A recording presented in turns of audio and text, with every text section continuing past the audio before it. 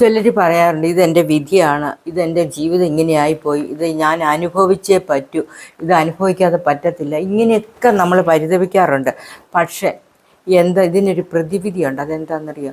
പ്രാർത്ഥന കൊണ്ട് മാറ്റാൻ പറ്റാത്തതായിട്ട് ഈ ഭൂമിയിലൊന്നുമില്ല. നമ്മൾ ഒരുപാട് ആത്മാർത്ഥമായിട്ടൊരു കാര്യം ആഗ്രഹിച്ച് പ്രാർത്ഥിച്ചു കഴിഞ്ഞാൽ നമുക്കത് ഏത് വിധിയെയും നമുക്ക് തടുക്കാൻ പറ്റും. ഈ വിധി എന്ന് പറയുന്നത് എന്താണെന്നറിയോ? ജീവിതത്തിൽ നിന്നുള്ള ഒരു ഒളിച്ചോട്ടമാണ്. അതെൻ്റെ വിധിയാണ്, ഞാൻ അനുഭവിച്ചേ പറ്റുള്ളൂ പലരും പറഞ്ഞു കേട്ടില്ലേ?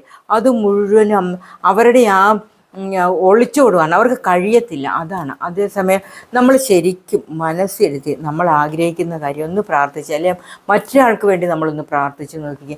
നമ്മളെപ്പോഴും മറ്റൊരാളുടെ പ്രാർത്ഥന നമുക്ക് കിട്ടുന്നത് നമ്മൾ മറ്റൊരാൾക്ക് വേണ്ടി പ്രാർത്ഥിക്കുന്നതാണ് ഏറ്റവും പുണ്യം എന്ന് പറയുന്നത്.